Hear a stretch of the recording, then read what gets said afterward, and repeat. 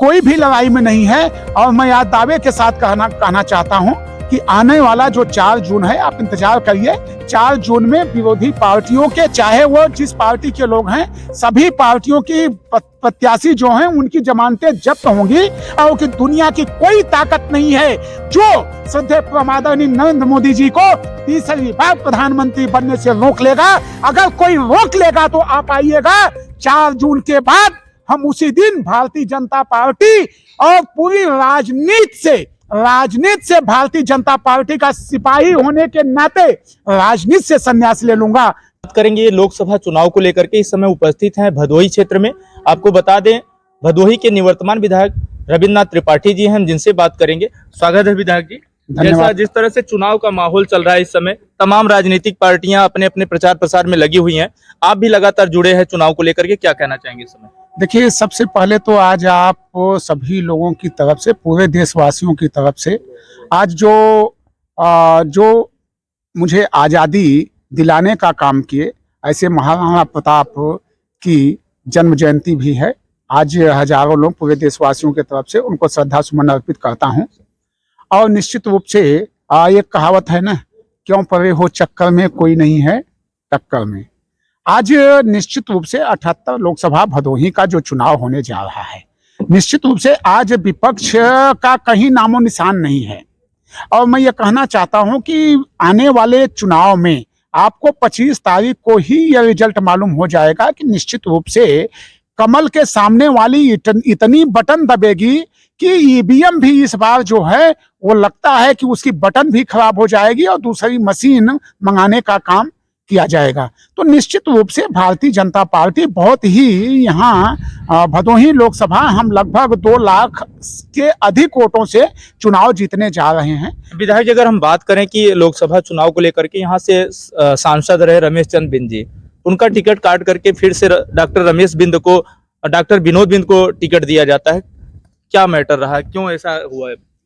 देखिए, भारतीय जनता पार्टी एक बूथ अध्यक्ष से लेकर के एक कार्यकर्ताओं की पार्टी है।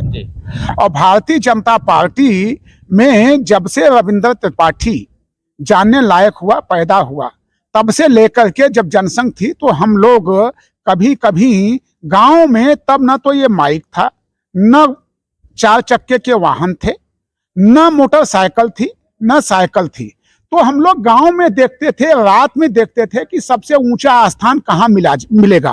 तो गांव में डीह होता था, डीह। तो वहां पे पहुंच करके हम लोग हाथों में ले करके वहां नारा लगाने का काम करते थे और दीपक निशान को बताने का काम करते थे। तब से हम लोग भारतीय जनता पार्टी के एक कार्यकर्ता और छोटे सिपाही के रूप में हैं।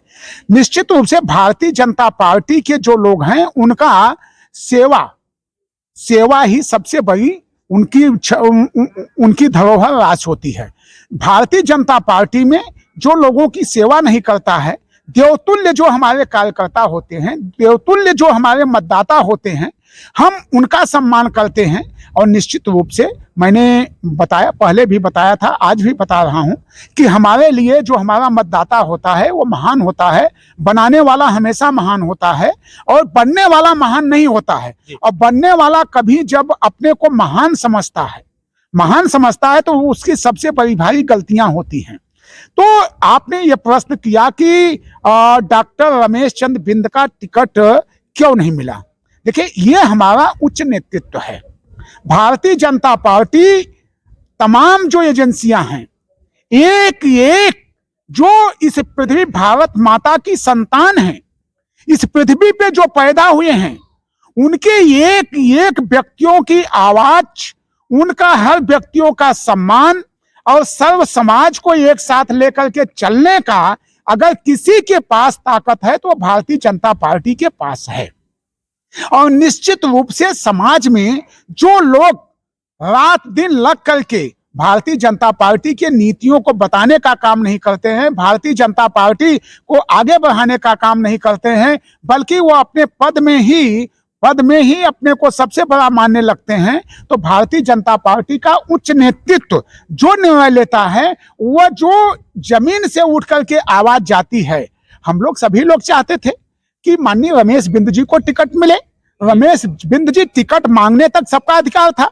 रविंद्र त्रिपाठी भी टिकट मांग रहे थे, जी। विनोद बिंद भी टिकट मांग रहे थे, मदन लाल जी भी टिकट मांग रहे थे, और तमाम हमारे गोरखनाथ पांडे मांग रहे थे, रंगनाथ जी टिकट मांग रहे थे, और तमाम क्या लोग। आप देखते हैं भदोही के जो नेता है उनके अंदर काबिलियत की कमी है जो टिकट मझवा के विधायक को मिला?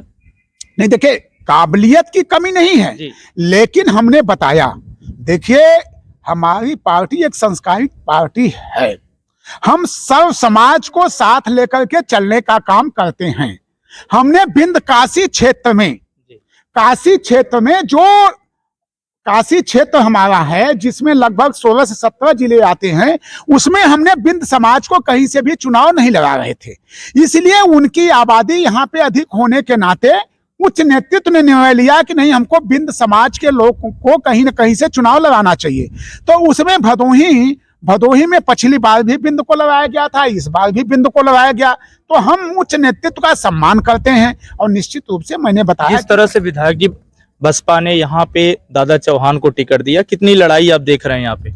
देखिए, मैं तेजपति त्रिपाठी हैं सपा से, उनको लेकर देखिए मैं साफ साफ आप लोगों को बता देना चाहता हूं कि भारतीय जनता पार्टी, जो विरोधी पार्टियां हैं, आप लोग 25 तारीख को ही आप अगर बूथों पे, पोलिंग स्टेशनों पे जाएंगे तो वहां आपको मालूम हो जाएगा कि कोई भी लड़ाई में नहीं है। और मैं आज दावे के साथ कहना चाहता हूं कि आने वाला जो 4 जून है, आप इंतजार करिए।